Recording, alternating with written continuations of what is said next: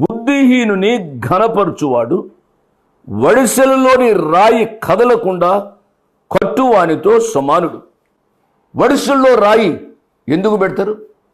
దావీదు భక్తుని యొక్క చేతిలో వడిసెలు ఉంది. ఆ వడిసెల్లో రాయి ఎందుకు పెట్టాడు? అతడు గిరగిరా గిరగిరా తిప్పి గొల్లియాతును చంపడానికి వడిసెల్లో రాయి పెట్టాడు. వడిసెల్లో రాయి కదలకుండా ఉంటుంది అని అంటే బుద్ధిహీనుణ్ణి గణపరుస్తున్నామా అన్న మాట. బుద్ధిహీనుణ్ణి గణపరచడం ఏమిటండి?